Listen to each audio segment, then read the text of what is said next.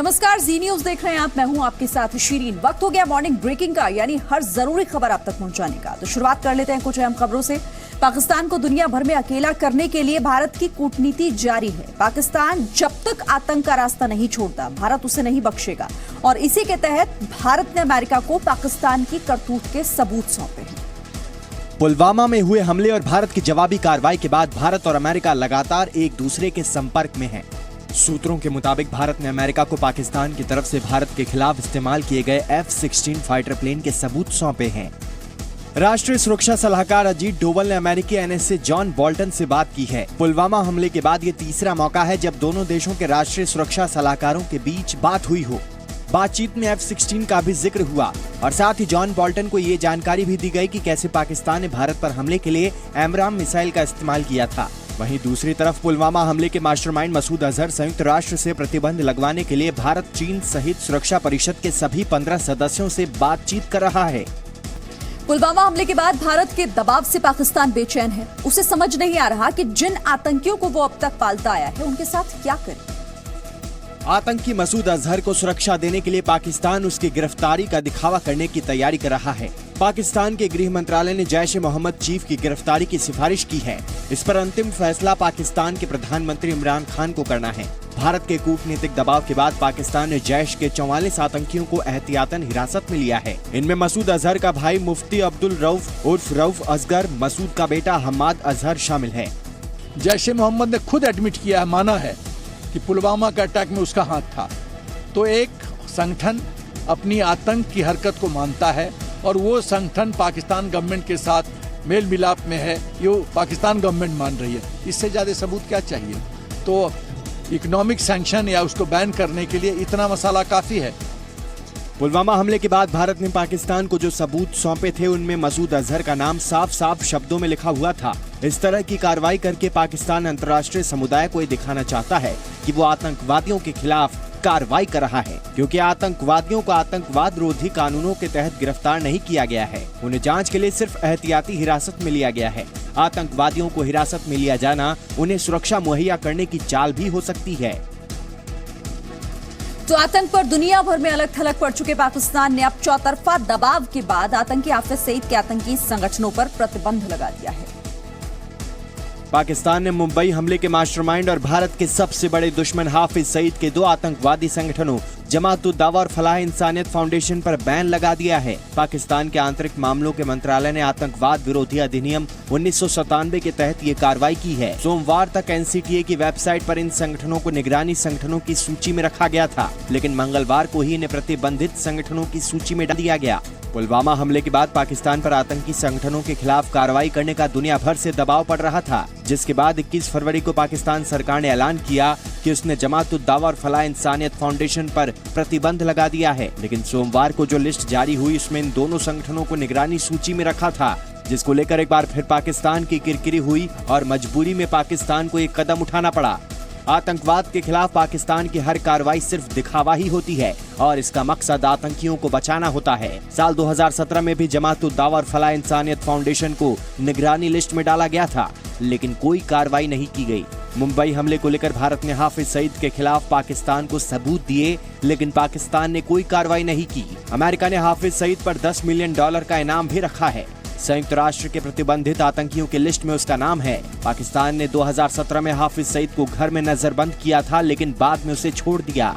हाफिज जैसा आतंकवादी पाकिस्तान में अपनी राजनीतिक पार्टी लॉन्च कर देता है और चुनाव लड़ता है, लेकिन उस पर कोई कार्रवाई नहीं होती। तो इस बार कैसे मान लें कि पाकिस्तान ने हाफिज के संगठनों पर प्रतिबंध लगाने का जो दिखावा किया है वो सच है। तो जब से भारतीय वायुसेना ने बालाकोट में जैश-ए-मोहम्मद के अड्डों पर हवाई हमले किए हैं, तब से पाकिस्तान युद्ध के स्टैंड बाय मोड में आ गया है और यह अंदाजा लगा रहा है कि भारत अगला हमला कब होगा। अटकलें लगाने वाली इसी दुविधा की वजह से पाकिस्तान लगातार गलतियां भी कर रहा है। पाकिस्तान की नेवी ने एक वीडियो और बयान जारी किया है, जिसके मुताबिक ये दावा किया गया है कि सोमवार की रात भारतीय नौसेना की एक सबमरीन पाकिस्तान के समुद्री इलाके में घुस गई थी और जैसे ही पाकिस्तान की नौसेना ने उस सबमरीन को डिटेक्ट किया, उसे पाकिस्तानी समुद्री सीमा से पीछे हटने के लिए मजबूर कर दिया गया। लेकिन ये सरासर झूठ है। पाकिस्तान की नौसेना ने एक झूठा बयान जारी किया है, जिसमें उसने समुद्री सीमा के उल्लंघन का आरोप लगाकर खुद अपनी ही तारीफ की है। पाकिस्तान ने जो वीडियो जारी किया है उसके ऊपर के हिस्से को देखना जरूरी है, जिसमें बाईं तरफ लिखा है 4 मार्च 2019 और उसके नीचे सोमवार रात 8:35 और 12 सेकंड का समय दिखाया गया है और नीचे की तरफ अंग्रेजी में लिखा है actual footage of detected Indian submarine. इस तस्वीर को देखकर किसी को भी यही लगेगा कि ये तो कल की ही तस्वीर है, लेकिन ऐसा नहीं है, क्योंकि जिस तस्वीर को आधार बनाकर पाकिस्तान अपना एजेंडा चला रहा है वो तस्वीर 4 मार्च की नहीं बल्कि 24 महीने पुरानी है। 18 नवंबर 2016 को भी पाकिस्तान के मीडिया ने इसी वीडियो का इस्तेमाल किया था और भारत के खिलाफ झूठ फैलाया था। एलओसी पर पाकिस्तान की ओर से लगातार सीजफायर का उल्लंघन हो रहा है। सीमा पार तनाव के बीच आर्मी चीफ राजस्थान में पाकिस्तान से लगी सीमा का दौरा करने पहुंचे। पाकिस्तान के बालाकोट में एयर स्ट्राइक के बाद भारत और पाकिस्तान के बीच तनाव खत्म होने का नाम नहीं ले रहा है। एयर स्ट्राइक के बाद से पाकिस्तानी सेना लगातार सीजफायर का उल्लंघन कर रही है। पाकिस्तानी सैनिकों ने मंगलवार को जम्मू कश्मीर में नियंत्रण रेखा पर सेना की चौकियों पर मोर्टार दागे और गोलीबारी की। राजौरी जिले के नौशेरा और सुंदरबनी सेक्टरों और पुंछ जिले में कृष्णा घाटी सेक्टर में सीमा पार से गोलीबारी की गई। इन इलाकों में पाकिस्तान ने बिना किसी उकसावे के मोर्टार दागे और गोलियां चलाई। भारतीय सेना ने भी पाकिस्तान को जवाब दिया। पाकिस्तान भारतीय पोस्ट के अलावा रिहायशी इलाकों पर भी टारगेट कर रहा है। अभी भी मैंने सुना कि अभी भी मतलब फायरिंग बॉर्डर पे हो रही है और पाकिस्तान की तरफ से गोलाबारी मतलब आज भी कल मैंने सुना था कि रात को भी आज रात तो गई है, इस रात को भी मतलब फायरिंग हुई है।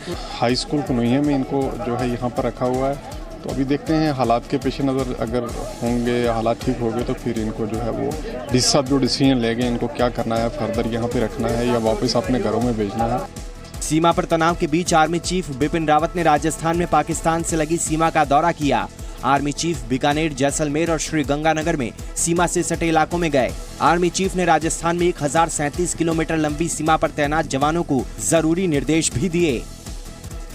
सुप्रीम कोर्ट में आज अयोध्या विवाद मामले में सुनवाई होगी। सुनवाई इस बात पर है कि मामले को मध्यस्थता के लिए भेजा जाए या फिर नहीं। सुप्रीम कोर्ट में आज अयोध्या विवाद मामले में सुनवाई है। सुनवाई इस बात को लेकर है कि अयोध्या जमीन विवाद मामले को मध्यस्थता के लिए भेजा जाए या नहीं। सुप्रीम कोर्ट ने पिछली सुनवाई के दौरान इस मामले के पक्षकारों को बातचीत का रास्ता निकालने पर विचार करने का सुझाव दिया था। सुप्रीम कोर्ट ने कहा था कि अगर 1% भी बातचीत की गुंजाइश है तो उसकी कोशिश होनी चाहिए।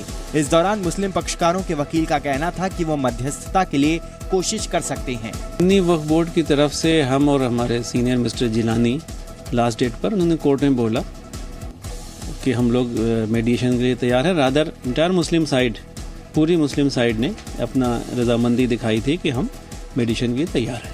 हालांकि रामलला विराजमान के वकील ने कहा था कि पहले ही इसके प्रयास हो चुके हैं और मध्यस्थता की कोई संभावना नहीं है। 2010 में जब जजमेंट आया था उसके जस्ट पहले matter came to supreme court. हम लोगों ने राइटिंग में लिख के दिया है सुप्रीम कोर्ट में कि मीडिएशन अगर आपको सिंसियरली हो सकता है तो होगा, पॉसिबल भी हो सकता है, लेकिन ये लोकल पार्टीज हैं अयोध्या के, उनके बीच में होगा तो 1 मिनट में हो जाएगा।